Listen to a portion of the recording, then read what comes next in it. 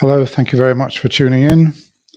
I think that I've got sound this time, unlike in my last stream when I had to abandon the stream because the sound just wouldn't work and start it up again. And I had some complaints. I had some complaints on the previous occasion because I was using the very primitive condenser microphone, which is built into my laptop. It seems that most people found the sound quality acceptable. One or two complained, and it seems that somebody complained that it was that was getting a lot of reverberation. And when I said that I tried it on my PC laptop, it seemed to be fine. He then tried it on another device, and absolutely everything was okay. Some issue with his MacBook. I don't know. I know that on a MacBook the sound is very powerful. I mean, MacBook Pro weighs for the same size about twice as much as my Acer computer, and I know that there's a very meaty speaker system on a MacBook. Maybe that's responsible for the reverberation, bizarrely worse sound quality. So there were one or two issues, but fortunately, I've got my headset working, which I'm pleased. I can see that sound is coming through.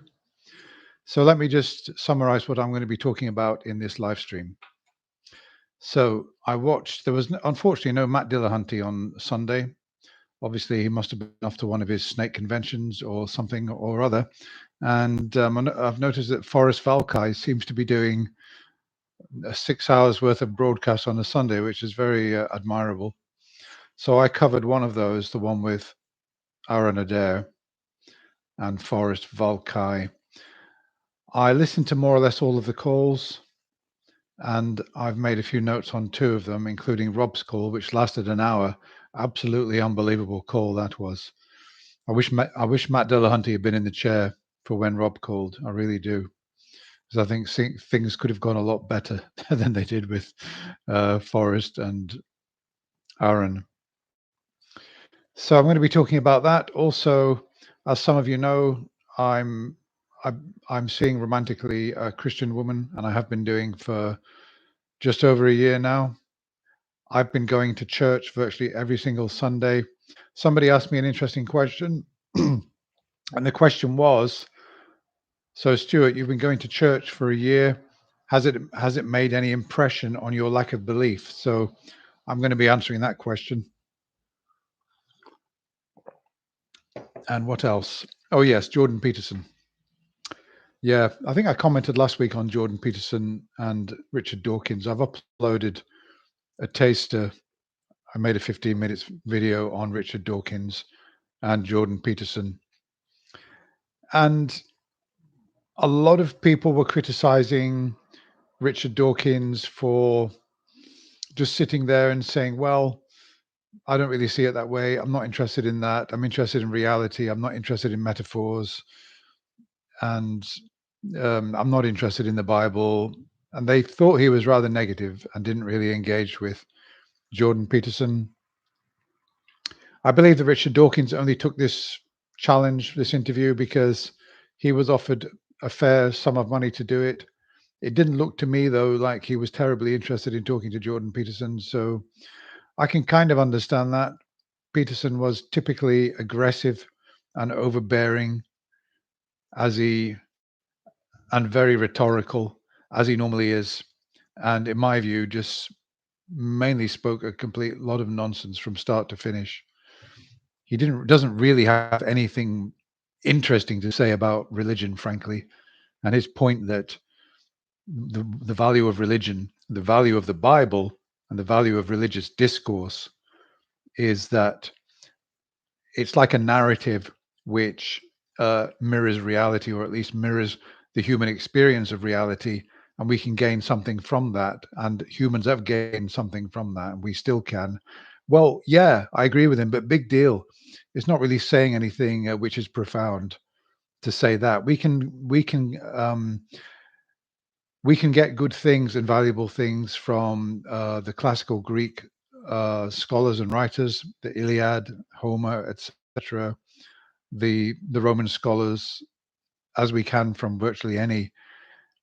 any literary tradition any time in history. It's all valuable and it's studied in universities. So I just don't think that Jordan Peterson is really interesting when it comes to talking about religion. He may have something to say about psychology. I've leafed through his book, The 12 Rules of Life, and well, yeah, okay. I mean, he's got some good points. Young men, stand with a straight back, keep your head up, walk with a confident posture. I mean, it's not exactly rocket science, is it? My mom was telling me that, and his 12 rules for life are not really earth-shattering, but what can I say? He's made a lot of money out of his outburst on opposing trans pronouns and claiming that teachers would be arrested. He made a big splash about that and told a lot of lies. He became famous as a result, and now we can't get rid of the guy. But it's a shame in a way that Richard Dawkins actually dignifies him or raises his profile by sharing a platform with him, because I suppose that, look, Richard Dawkins is a leading world scientist in evolutionary biology. I don't believe that Jordan Peterson is a leading world psychologist. I really don't. I'd be very surprised if that is the case. So, yeah, let's move on from that. Oh no, just one more thing about that. Yeah, somebody left a comment because Dawkins was saying, I'm interested in reality.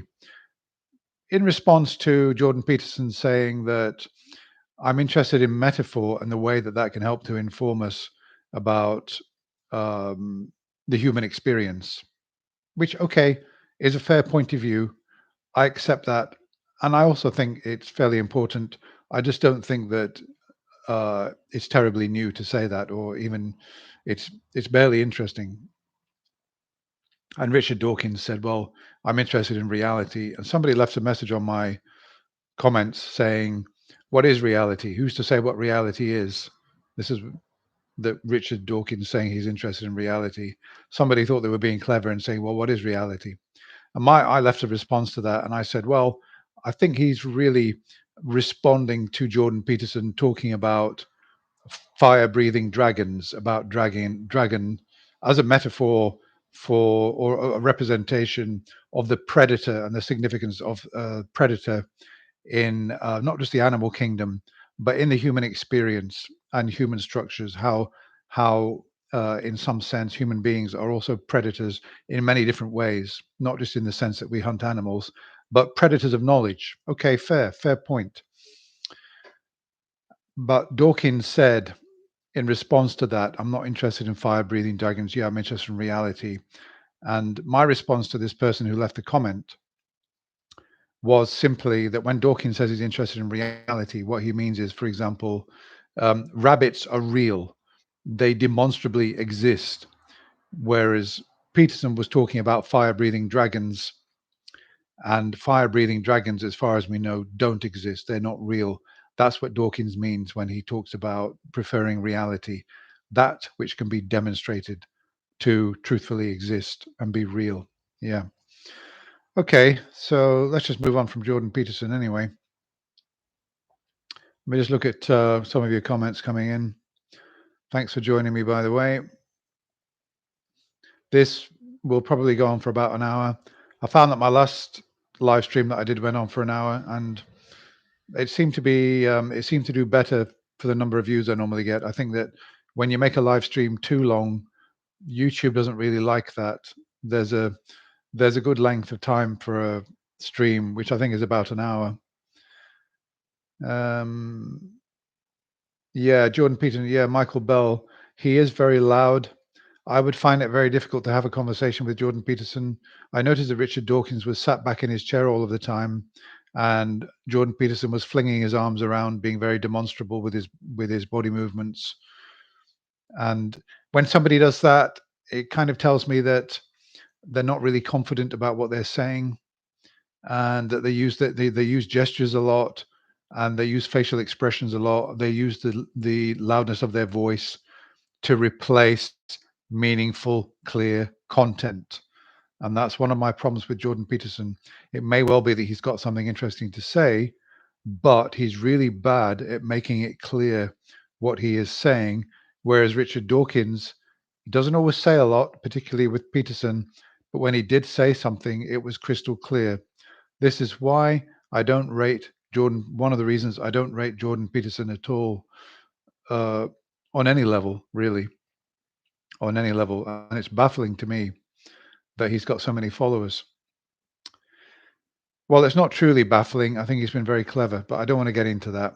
He's been very clever with the way he's marketed himself as somebody who is pandering to uh, Christian belief in God, and all that kind of thing. He's got a lot of people on board with him, with religion. He's got a lot of religious fanboys. Okay, so let me just see. What am I going to talk about next? Oh, yes. So, me, an atheist, going to church. Crazy, right? No, it's not really crazy, because I think that I saw a survey somewhere that of those who go to church, something like 80% are true believing Christians, and then I don't know, 10% are agnostics. There are atheists in there, and so it's not just Bible believing Christians that go to church for various reasons. And my reason is that I'm seeing somebody, a female, that is a cultural Christian. She's European. She grew up as a Catholic, and she doesn't really seem to know a lot about the doctrine. When I talk about salvation to her, do you believe in salvation, that we can only come to salvation through Jesus Christ? She kind of screws up her face a little bit, and she doesn't really want to talk about that. I don't know how well she knows the doctrine, but to her, I think Christianity is like a cozy kind of feel good religion where you can go in, sing some hymns, say some prayers, and there's a good community spirit. And I think it's more about that than that she really truly believes. I think she probably does believe in the afterlife, but she's got a lot of shamanistic beliefs. She's really into nature spirits and that kind of thing.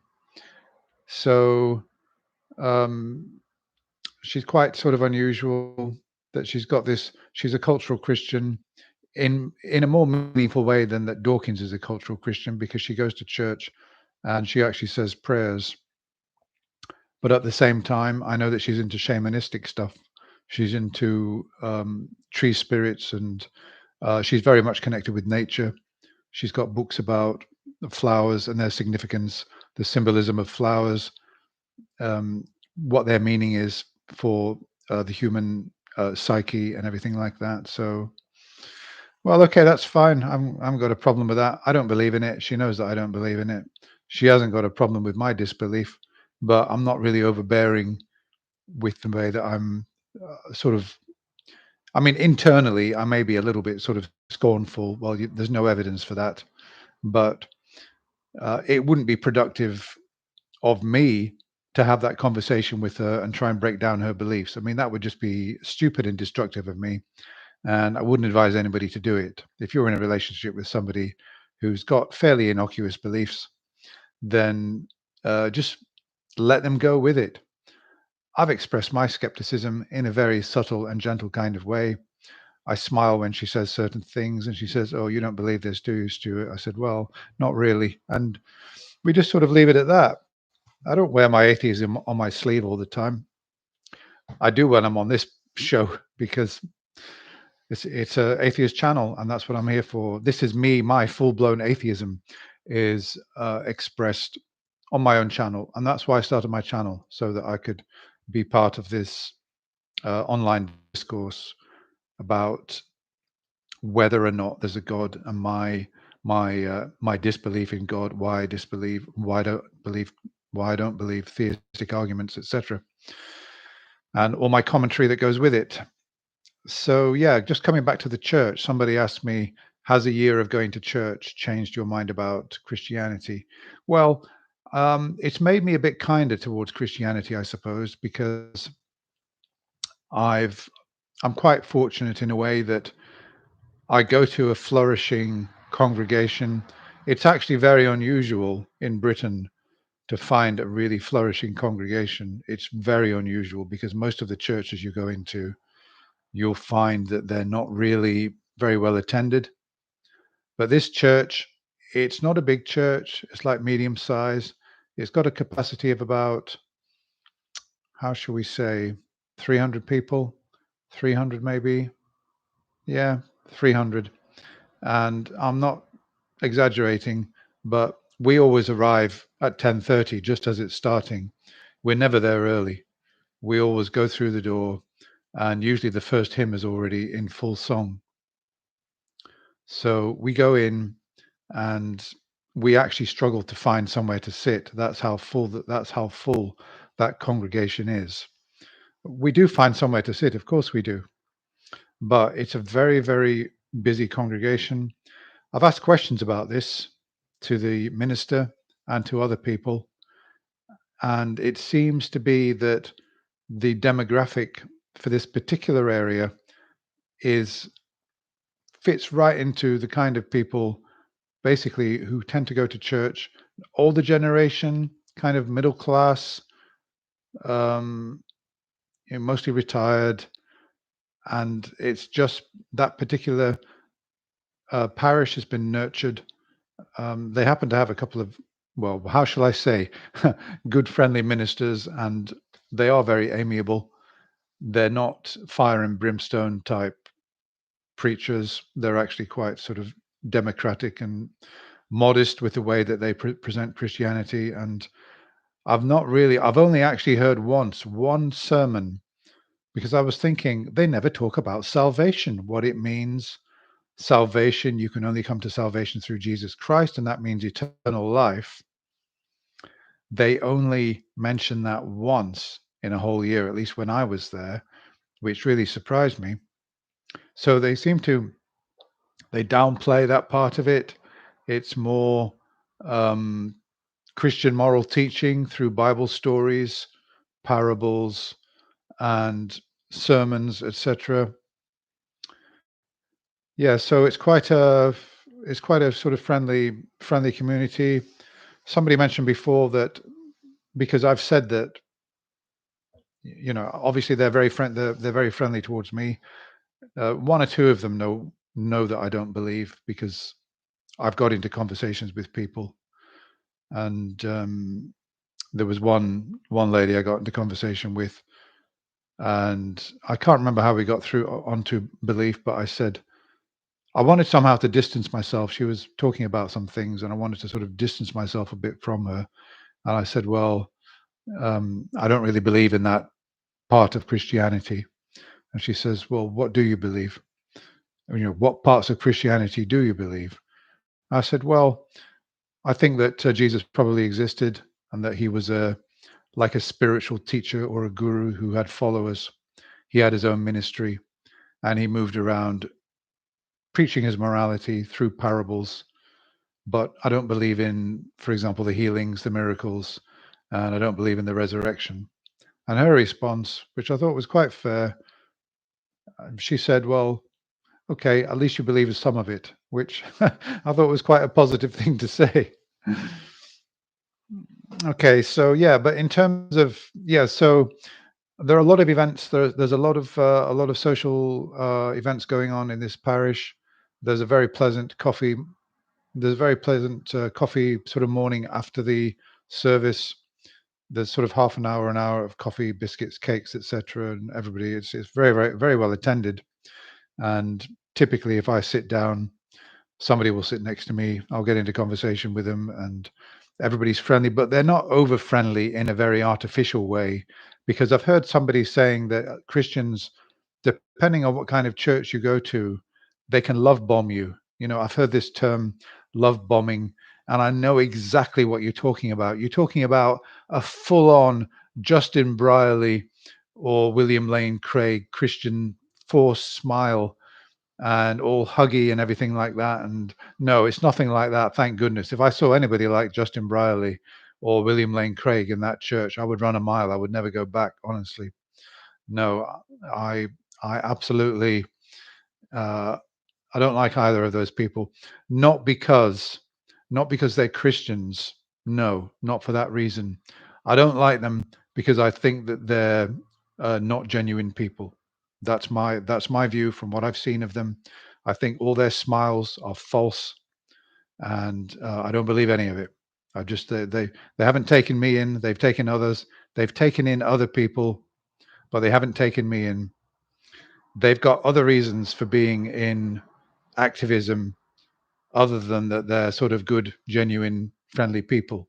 They've got another agenda, and I don't think they're nice people. And it galls me to see. It disappoints me, rather, is a better word, to see Alex O'Connor.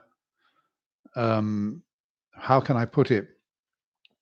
Kowtowing to William Lane Craig and Justin Brierley and sitting shoulder with shoulder with these Christians who are sort of sneering at this new atheism and coaxing all the time Alex about, oh, when you're going to become a Christian and what would make you believe, etc., etc. How do you manage to get by with your poor atheist life? No, I mean, I know they don't say that openly, but I get the impression that they think Alex is missing out on a lot and that he's living a poor life. I think they make that judgment on him. Okay, let me just have a look at. Oh, yeah, sorry. Let me just finish this bit on the church, me and the church. Yeah. So, of course, what do I do in the church? Okay, I stand up and I sing the hymns. So, of course, what do I do in the church? Okay, I stand up and I sing the hymns. So, it doesn't matter. I mean, I listen to masses, I listen to requiems, I listen to liturgical works in classical music, Bach, Mozart, Beethoven, etc. Going back, Thomas Tallis, I absolutely adore church music, but that doesn't mean that I have to believe in God. I mean, um, the great composers did an absolutely amazing job with evoking something really grand. Their conception of what they imagine God to be artistically yielded really good results. Doesn't mean that God's real. And it's the same with the hymns. There are some nice hymns. There are some really bad hymns, but there are some nice hymns. And we sang on Sunday, probably, I don't know, maybe the most popular hymn, the most popular hymn in the world, the most popular Christian hymn. I'm not going to say what it is, but there are some Christians out there listening to me as I'm talking now. What is, do you think, the most popular hymn in the English language? Let me know. I'll give you 10 minutes to write something down. What I think is probably the best and also the most popular Christian hymn. Let's see if any of you can get it. I'll give you a shout out if you get it. So has it brought me? So it's improved my perception of churches, or at least this particular church, that they do a lot of constructive good work. They're good in the community. It's hard to imagine that community without the church. It's really difficult to imagine it. So yeah, they do a lot of good work. By and large, they're good people. They're very, very friendly, and I've had some good times with them. I've got nothing negative to say really about that church at all, and about the congregation. I suppose the only negative thing I've got to say is that I don't believe that there's a God, and that for all their goodwill and everything, and for all their dedication, I think they're following a religion that's not true. But yeah, so the question, has it brought me any closer to God, any closer to being a theist? No, of course not. Absolutely not for a single moment. And why should it? Because I apply the same standards, and I have applied the same standards for belief in religious claims that I've had since I was about 15 years old. I've been looking at evidence and deciding whether the evidence stacks up, whether the evidence supports the claim that God exists, and in the case of Christianity, whether miracles are true, whether there was a resurrection, virgin birth, etc. So no, it hasn't brought me any closer to being a Christian, and I don't believe it ever will.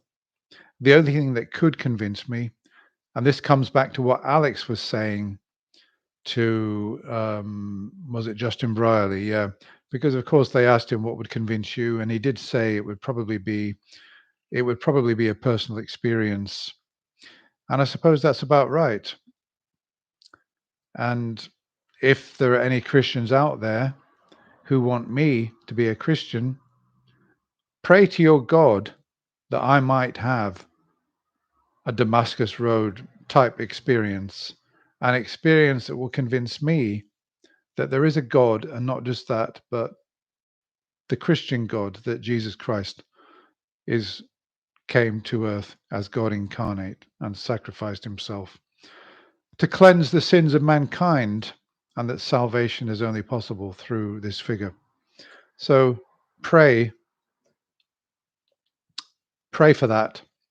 And if it happens, I'll be on here rejecting my atheism, recanting, and I will become a Christian. It's as simple as that. Because so far, all the philosophical arguments, the moral arguments, etc., are just not making an impression on me. Okay, so no closer to being a theist, that's for sure. Okay, so let me move on then. Okay, let me see if anybody got it. I was saying, what's the best or most popular hymn probably in the English language? Let's have a look. Mm, uh, yep, XC Music, you got it. Amazing Grace, yeah. Yeah. Okay, yeah. Well, we've actually, oddly enough, that's the first time in the year that I've been to that church that we have sung Amazing Grace. And there was an introduction, there was a backstory to Amazing Grace, because the sermon was just ending, and the minister said that there was a man, an Englishman, I think, who was in the slave trade, and um, he didn't like it. He realized it was wrong, and that he came back to England, and he wrote this hymn, Amazing Grace. I don't know whether he wrote the music as well, because the music is probably as good as the words. And I admit that, uh, I mean, it would be difficult for anybody to stand up and sing that song and not feel something. Yeah, I felt something, but it still didn't make me a theist. Okay. Right. Yeah, well, if Amazing Grace is not going to make me a Christian, then probably nothing is.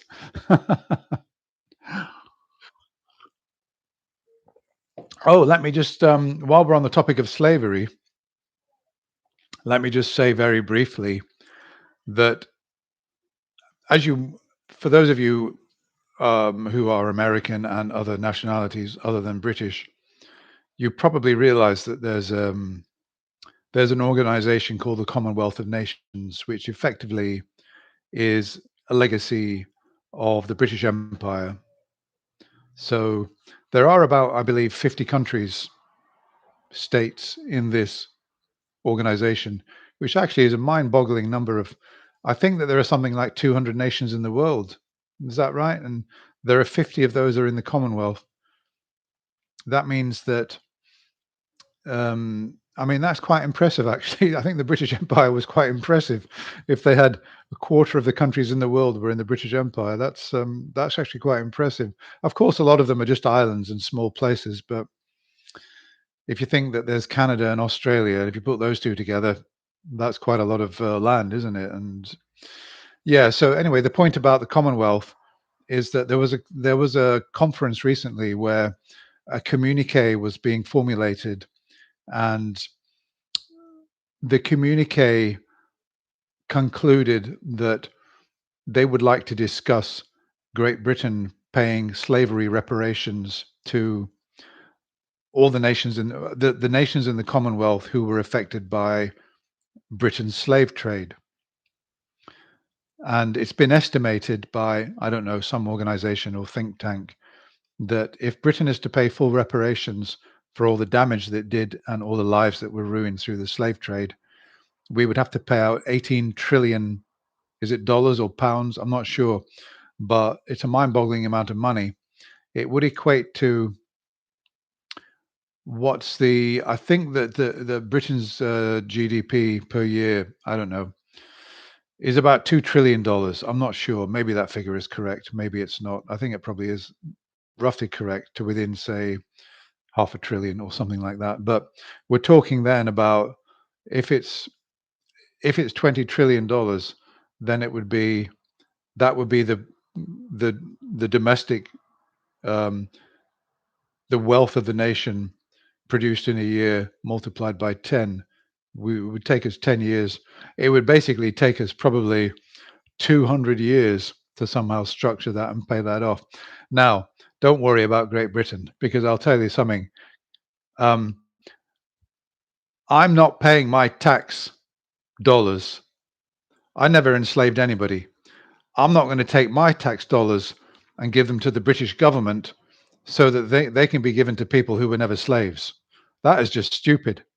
Nobody's giving any reparations for slavery. All the slaves who died and who could have had compensation are now dead and buried 200 years ago. You can't compensate people who are buried under the ground. So that's terrible. But no, I'm not compensating anybody. I never enslaved anybody, and I'm not giving my money to people who have never been enslaved. I think it's just absolutely stupid. So anyway, that's my point. But I understand that the Prime Minister of Great Britain, Keir Starmer, signed the communique and agreed to talk about reparations. But I can tell you that he'll be sitting at that table and he'll be saying absolutely nothing. I mean, what is there to say? They all want money, and they're not getting it. So anyway, that's all really about that. I mean, look, then America would have to pay reparations as well, for they were also involved in the slave trade. And Britain was one of the countries, I think, was probably the first European power that was stopping American ships and was trying to stop the slave trade. We were obviously we were obviously ahead of America in that sense. So I don't know. I don't like this. It makes me think maybe the Commonwealth is not such a good organization after all. Maybe we should get rid of it if they're going to keep harassing Britain for slave reparations. But no, they're not getting a penny. Not of my money, anyway. Okay. Yeah, because just one thing on that. I mean, look, the Germans in the Second World War enslaved tens of thousands of Polish prisoners of war. They were used in inhumane conditions, and they were given nothing but sawdust bread to eat. They were horribly enslaved. Maybe the next thing is that if Britain's got to pay reparations to the Commonwealth nations, then maybe Germany should have to pay reparations to the Poles for all the slavery that went on in Poland. Maybe Germany should have to pay reparations to Israel for all the Jews that were slaughtered. So, no, we've seen that reparations. We've seen from what happened in the First World War and the Treaty of Versailles that reparations are not really the way forward, are not really the way to go. That the sins of the past of a nation have got to be forgotten. They've got to be acknowledged in a way, but they've also got to be forgotten so that the country can move forward. It's mended its ways. There's no more slavery, and they've got to move forward. So, okay, let me just see what your comments are. Effects of slavery in the US remain until this day. Okay. No reparations offered from Americans to the African nations. Okay. Okay, so let me move on now to the show. Yeah. So we had Aaron Adair and we had Forrest Valkai. No Matt Dillahunty, unfortunately, because this was the one day when Rob called in. I wish Matt Dillahunty was there, would have been there. Because occasionally a theist will call in so cocksure of themselves that the call could go on a long time. And Matt has got this brilliant way of absolutely nailing somebody, spotting the flaw and weakness in what they're saying and pinning them down and dispatching them. He's the only one that can really do that when somebody troublesome calls in, which did happen today with Rob. Not today, but Sunday. Okay, so, but first of all, Kyle called in. He said that he he was persuaded to go to atheism because of what Forrest had said. He was deconstructing, and then he drifted back to theism. They asked him, "What was your reason for that?" And he said, "Well, personal experience," and he feels that he's a better person because he's gone back to theism. They had a quick chat about what is faith and um, what type of evidence for the claim, and his evidence for his God is personal experience. So Forrest was, I mean, in terms of, yeah, because Carl was saying to Forrest, do you believe the resurrection? Are you certain that the resurrection didn't happen, or do you just believe it didn't happen? And Forrest said something which I would say as well, as regards the resurrection. I'm as close to certain as I could be. I'm not certain about anything outside of sort of mathematical proofs and definitional truths. I'm not certain about anything, and I'm not even certain about that. But I'm as near certain as I can be, I think, with justification, that there never was a resurrection. Sorry, you guys. Sorry, you Christians. I'm really so confident there was no resurrection. I could give reasons for that, but I won't go into them just now. Let me have a look at your any comments. Matt has a limit to his patience. Yes, and I think probably with Rob's call today, he probably would have hung up within about 5 or 6 minutes. XE Music says Forrest is a young guy with way too much confidence for his experience and life and knowledge. Yeah, I'd probably agree with that. He some calls he deals really well. I think he made a big strategic error today, but I'll talk about that later. Okay, so who else called in? Um, one or two people called in on scientific issues, and I think the first caller, he came in to talk about. Oh God, this is bad of me. What did he call in to talk about? Was it simulation theory? No. Oh dear me, I can't remember. But it doesn't matter because the main point is two callers, one after the other, called in to talk about scientific issues, and it was good that Aaron Adair was there to completely put them right. And he those calls resolved, I thought, really well because the people that were called in, I think they respected that they'd got it wrong and that no, they didn't have good ground. They got the science wrong effectively. They didn't understand it properly. So yeah, that worked out well.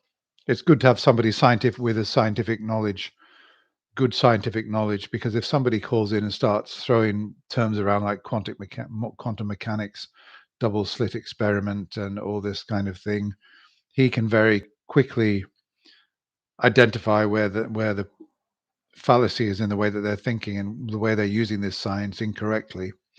So that worked out quite well. So the call that I'm probably going to talk about the most is Rob's call. It was the last call. So Rob called in. He sounded very confident, although I saw fairly quickly that he always looked to me like he was trying to switch the burden of proof. Rob, the way that he was talking, he had both Aaron and Forrest on the back foot all the time, trying to justify their positions. And I thought this could have probably been solved very early with, um, yeah, because he was calling in to say, look, you skeptics, you're not certain about anything. First of all, because of your skeptical method, you can never have knowledge. Okay, so he made that point. I thought that really Forrest could have come in and said that as a skeptic and just as a person trying to discern information and try to decide what is true and what isn't true, one does not need to have certainty to get through life and to hold justified positions. One doesn't need certainty, and they didn't really correct him on this. So he was able to keep coming back and saying, "Oh yeah, but you can't be certain about anything. You know, you can't have knowledge." And then he eventually came out that he is a Muslim, and he said the Quran said, if you don't believe in God, then you can't be certain about anything. You can't know anything. And that was way over, at least half an hour into the conversation. And I think that my response would be, well, um, I don't need to have certainty. We don't need to have certainty about, but we can have justified positions with not believing in any God. We can have rational, justified positions, but so I disagree with that. We don't need a God. Now, him saying that, him quoting this verse or surah, whatever you call it, that if you don't believe in God, you can't really know anything. This is really a presuppositional position that, yeah, God is, as Jordan Peterson said, like God has got to be the basis of everything, and that includes knowledge. So if you're saying there's no God, then there couldn't be knowledge. That's his position. I've heard this position before. It's a presuppositional position, and again, because Matt wasn't there, I don't think they really understood that, and um, they should have been getting him to justify that claim. Why do we need a God to have knowledge? And what is knowledge? Is knowledge justified true belief? Is knowledge certainty? So there was a lot of they were sort of skirting around epistemology a lot, but they didn't really get down into the nitty gritty details of epistemology because they kept sort of jumping from one thing to another. And it wasn't really going too well, I think, for either of the hosts. I don't really think that they dealt very well with him, and I wish that Matt Dillahunty had been there. Let me just have a look at some of my notes here. Yeah, well, they did say some good things, like Forrest, when Rob said, "Well, what kind of evidence do you operate with to determine truth?" And Forrest correctly said, "Well, evidence which can be observed, which is testable, etc." And then Rob said, "Well, okay, so to you that's valid evidence, but there are other types of evidence which you call fallacies, which are evidence nonetheless, because this is him speaking. People can have ways of determining the truth which are not empirical ways, and they can be right." Now, this was interesting in a way, and they did say the right thing. They said absolutely the right thing, that yes, um, you could have a reason for a belief. It could be a bad reason, and the thing could be true, but your reason for belief doesn't justify belief in that claim, even if it happens to be true. Yeah. I'm not really sure whether he accepted that. He didn't really seem to accept that principle on justified true belief, that it can only be justified if you've got good reasons for the belief. And yeah, so he didn't really seem to accept that. And then he started saying that what did he start saying? Yeah. Okay. So eventually they got around to, well, what is your method? And he said, okay, so it's well, actually, he did mention, yeah, he said it's a combination, like it's empirical evidence, it's personal experience, and then he mentioned revelation. Now, the revelation part of it is the weakest. It's the weakest of the three, because he's implying that you put them all together, and from that you can decide uh, deductively or inductively uh, whether it's true or not. But the weak link in all of those, even weaker than personal experience, and obviously much weaker than empirical methods, is revelation, because you're presupposing that this holy book, your revelation, is true. Now, when they said to him, "How do you know the Quran is true?" Well, he said exactly what virtually every Muslim says that I've had discussions with online about this. How do you know the Quran is true? Because it's made so many accurate predictions about science. That's why.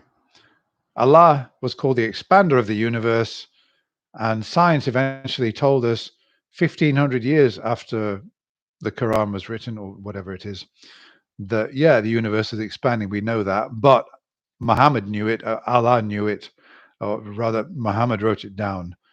That Allah is the expander of the universe. There are other reasons. There are all these different scientific proofs which show that the Quran is true. Now,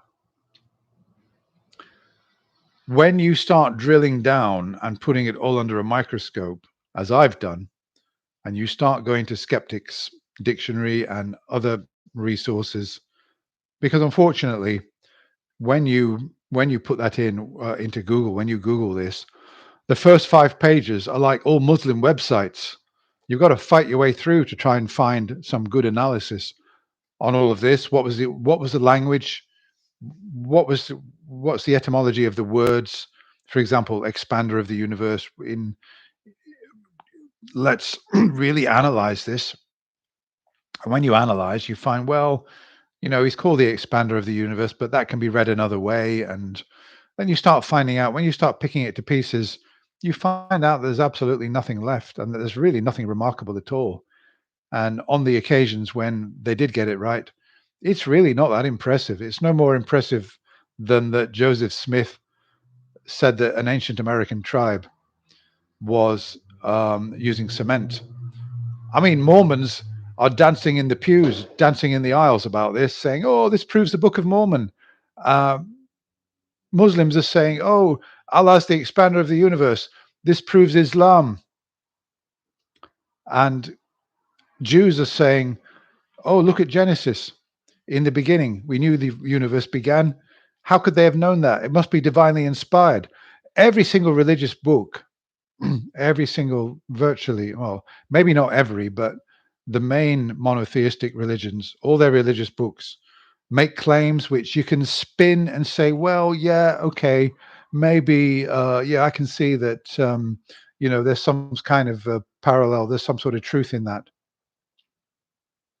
But it's very vague, it's very poorly articulated. And then you've got to wonder why there are so many false things, false things that we now know are not true in all three books. So, and they can't all be true. I mean, look, Islam and Christianity contradict each other, don't they? Of course they do. Jesus is the savior in Christianity. To Muslims, he's nothing of the kind.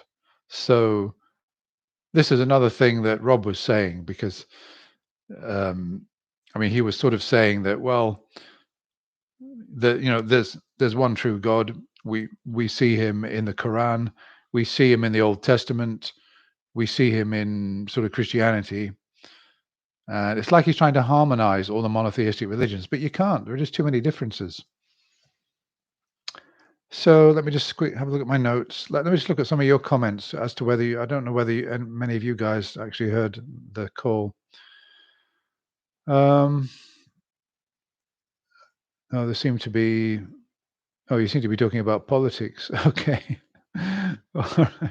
Fair enough. If you're talking about politics in the chat, that's fine. Go ahead. I'll keep talking about religion because that's why I'm here. Okay, so yeah. Now, Rob actually had to ask, what is a logical fallacy? He didn't really seem to have a lot of knowledge on what logical fallacies are and the different types of fallacies. And and then he went down this road of saying, well, you have got to make presuppositions to say that's a logical fallacy. We've all got presuppositions, therefore, really, in a way, we're all kind of in the same boat. We're all on the same epistemological level. So he was trying to go down this road, and I didn't really think they did a good job of stopping him and saying, well, that's kind of true. Yes, I make presuppositions too, but my presuppositions are necessary and yours aren't, because um, your presupposition is that there's an entity. My presupposition is just that, I presuppose logic. I presuppose that reason's reasonable, logic is logical, and that logic works. And this is based on my experience as well. But yeah, I do presuppose certain things. Um, but you're presupposing something and then adding an entity. And the more powerful, the more fantastic the entity that you posit and presuppose, the more irrational and unreasonable your position is. So no, my position is more reasonable because I'm not positing this um, all-powerful entity that can do so many things. Yeah. So they didn't really make that point, which was unfortunate. But this guy was really difficult to deal with. He was sort of, um, he sounded really confident, but every single thing that he said, I think if Matt Dillahunty had been there, he would have stopped him. They were letting him talk a lot. Both of them were letting him talk and talk and talk. And I think that they could have pulled him up many, many times and said, well, wait a minute, what do you mean by that? Let's just get that. Let's just analyze that statement and let's flesh it out and see if we can find out what's wrong with it, if anything at all. So I thought that he had them on the back foot, and he was kind of switching the burden of proof. He kept referring to certainty. And if they just said, we don't need certainty, and you can define knowledge as absolute certainty if you want. For me, my standard for knowledge is that it reaches a certain level of, I've got a certain level of confidence in it, which is so high, it stops just short of certainty. That's the bar. It's a very, very high bar to be called knowledge. And for you, okay, knowledge is 100% certainty. That's not my standard for knowledge. I don't believe you can have certainty. So they didn't really. He kept coming back to this. Well, you can't be certain about anything, and it's like he sort of had them. Now, Forrest did a really bizarre thing. I thought very strange. Oh yeah, sorry, I'm jumping around here, but I'm just seeing my notes. Yeah, eventually they said, okay, so you've talked a lot. They said to him, you've talked a lot about, um, you've made claims that fallacies can be reasons for belief too, and you've given us different types of evidence which can lead to belief in a God. Like personal revelation, scripture, and um,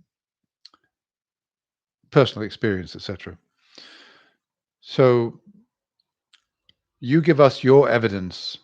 And he said, well, yeah, we can talk about that, but I didn't really want to talk about that. And but no, they insisted, which was good. People who come on and they want to spend half an hour talking about, oh, how bad your epistemology is, you atheists. You can't be certain about anything. Everything's murky, everything's guesswork. No. I'm glad that they said, okay, what is your evidence? And eventually he said, okay, and then he started talking about the Kalam cosmological argument. This is his evidence, right? Okay. I don't think that the Kalam is the reason that this guy believes. I think he believes for other reasons. But nevertheless, so okay, yeah. So Forrest pointed out very quickly that we don't know whether the universe had a beginning or not. Now, unfortunately, the way that Forrest put it is that it didn't have a beginning. Yeah, he kind of put it didn't have a beginning. I don't think that's a road to go down. I would have said maybe the universe didn't have a beginning. Maybe it did. Maybe it didn't. Maybe it's always been there. I don't know. And because I don't know, and it can't be demonstrated one way or the other, the Kalam cosmological argument is useless to me. I don't accept it as evidence. So what else do you have? That's what my position would be. And then they spent the next 10 minutes arguing about, well, they found that the universe is accelerating and it must have had a beginning. It can't go into eternity, etc. And they spent ages and ages. And given that I was surprised. Okay, so Aaron did say to him, "Look, you don't know what you're talking about. I'm a scientist. I've got a PhD." And because he was saying, "Yeah, it's easy to make a claim. Look, in this world, in this world, it's easy to make a false claim. It's easy to make a false allegation. I could pick up the phone now and call the police, and I could tell them that my neighbor's in there smoking heroin or, injecting heroin. And they'd be straight out, they'd be banging on the door. And as a result of that allegation that I've made, there will be a police report, right? So I could go around telling people, there'd be an investigation. I could go around telling people, oh, my neighbor, he's been smoking heroin. He's been taking heroin. Okay, how do you know that? There's a police investigation. See, there's my evidence. I've made the false allegation. I've created my own evidence. You see how easy it is to do. And with what's his name? With Rob, he made false allegations. He made false claims. He said that, well, all cosmologists are agreed that the universe had a beginning. Now, that is so easy to say. And if you go into Christian circles or, Muslim circles or whatever, and you say, oh, yes, all scientists agree the universe has a beginning, they'll just be standing there nodding with smiles on their faces. Because, of course, everybody knows that in Genesis, it starts with, in the beginning, God created the heavens and the earth. And Muslims have got their own conception of that Allah created or God created the same thing. They're drawing on the same tradition. So it's important for these religions that the universe had a beginning. But the fact is, we don't know. We don't know whether it had a beginning or not. And I would just say, we don't know. I would say, no, you're wrong. Well, as Aaron did say, no, you're wrong about that. You don't know what you're talking about. Um, there may be some cosmologists that say that, but others are not sure, or other models have been proposed, and we don't know. It may well be that there has always been something in existence. The universe has always existed. So I thought he dealt with that quite well, and eventually they moved on from the Kalam. And then Forrest did his amazing conversion trick. I would never do this. I would never to make a point, and I understood that Forrest was making a point that every every religious person out there that says, my Bible's true or my religious book's true because of ABC, it's made predictions, it's got prophecies, it's got scientific truths in it, and it's revelation, and I've got personal experience, so I know there's a God, etc., etc., etc.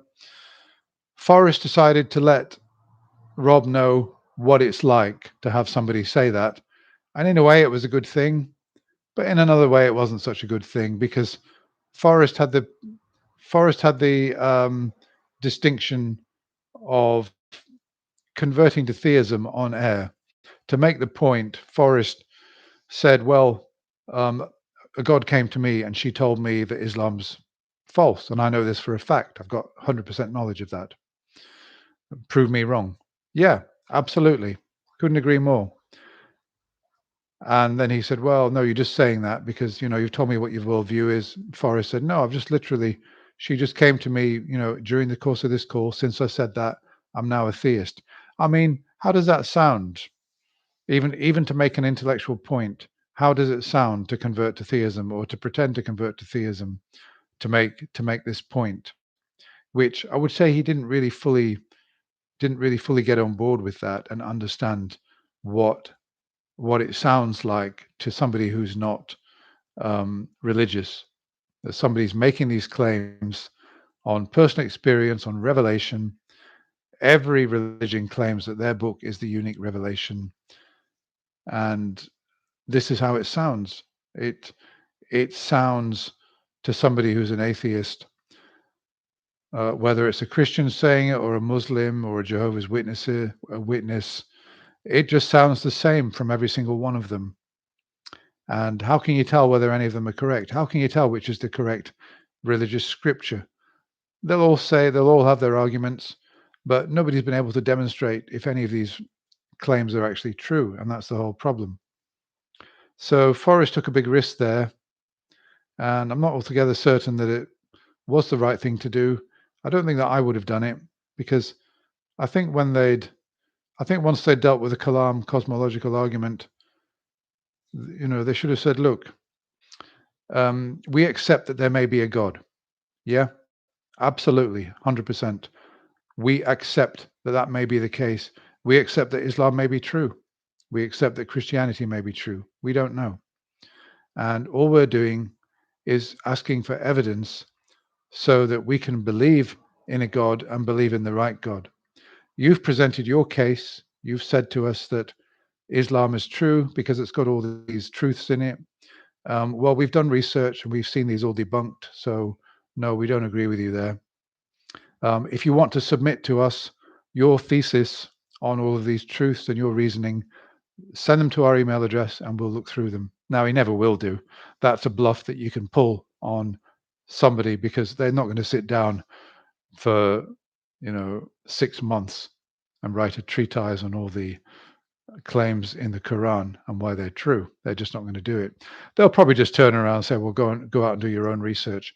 My reply to that is, well, I don't need to do my own research. You're making the claim. Present the evidence to me. And if it's so impressive, why haven't you won the Nobel Prize? Why are your claims not accepted by the whole world if it's so obvious and impressive? So, okay. So then Aaron got on to talking about inflation, and then Rob said something about inflation, and Aaron said, look, you don't know what you're talking about. You've got no idea about inflation. And then Rob said, that's an ad hominem. Now, it wasn't an ad hominem at all. When people start saying in response to that, oh, it's an ad hominem, I think that's the end. If they start falsely accusing you of these things.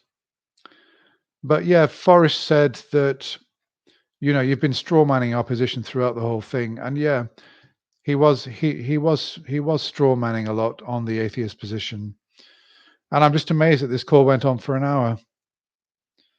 I mean, if I had a few days to spare, I could transcribe the whole lot and I could start picking through what he said and pulling it apart. But I appreciate that in the moment it's difficult. And he did seem to be full of himself and very confident in the way that he was talking. And I do think that Matt Dillahunty is what would have been the person to deal with him properly. And I hope he calls again when Matt is on. I think I would have dealt with him all right, because I would have said, okay, now slow down, because you're characterizing my position. Let me make it clear. You're accusing me of not being able, because I'm a skeptic, not being able to be certain about anything. But I don't believe that certainty is possible. You believe that it is, because you're God. It seems as guaranteeing that you can have certain knowledge. But until you demonstrate to me that that God exists, I wouldn't be able to accept that that's the case. And a presuppositional argument doesn't do it for me, I'm afraid. because it's circular. Okay, so I would have slowed down, said, right, what does a skeptic do? And is it necessary to have certainty to have knowledge? How can we define knowledge? I would have spent some time on the basics first of all, and then explained why a lot of the evidence which has been presented for religious claims doesn't meet skeptical standards. So I personally would have slowed it down. I would have tried to slow it down. I don't know whether I would have succeeded. I'm not saying that I could have done a better job. I would have hoped that I could have done, but yeah, I would like to have seen Matt on that call.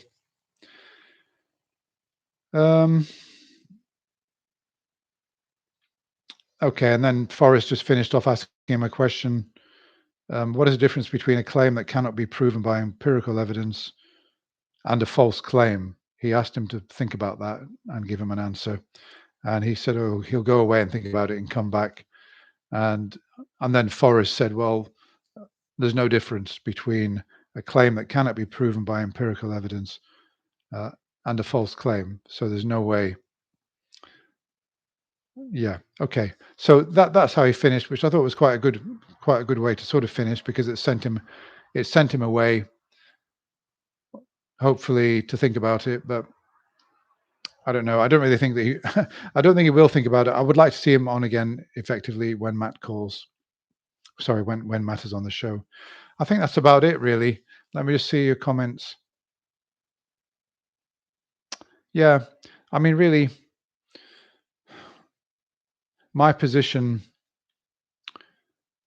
and I think a lot of people don't understand this, because, I had a comment, somebody left a comment a few days ago, and he made the claim that he's more skeptical than me because he doesn't see how I could accept agency and design as an alternative explanation for life, right? Now, I saw straight away that he was trying to switch the burden of proof. I should have put this out on my community page for people to answer. And my reply to him was, no, you've got my position wrong. I'm not saying that there is an alternative, that there must be an alternative to agency and design, and that alternative has got to be true. That's not what I'm saying. I'm also not saying that agency and design is wrong. I'm not saying that there's not a God who created everything. That's not my position. So he's straw manning me. I'm saying, I don't know, but if you want to put agency and design on the table, you've got a bit of a problem, because you've got to demonstrate that this agency exists. At the moment, we only know that nature exists. So it seems likely that sort of everything occurred naturally. But I can't rule out that it was agency and design. So if you can demonstrate to me with some evidence that this agency exists, this entity exists, then that will become viable. So yeah, so there's, even today, in today's show, we saw that there were people who were coming on saying, oh, so you're saying there's no God? And no, I mean, obviously some atheists do say, yeah, there's no God. More and more hard atheists are coming out and saying that there is no God. I'm as confident as I can be without being certain. I always say that's my standard line, that there is no God. So I'm not an absolute hard atheist, but I'm sort of between a sort of medium and hard atheist. Okay, I think that's about it. Let me just see if you've got any closing comments.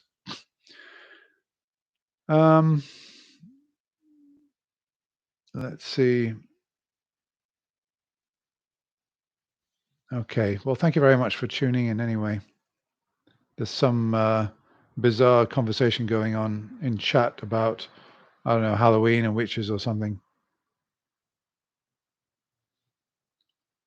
Okay. Yep. Thank you very much for watching. Thank you for being with me, and I'll be back again hopefully next Monday, same time. Bye for now. Thanks for supporting my channel.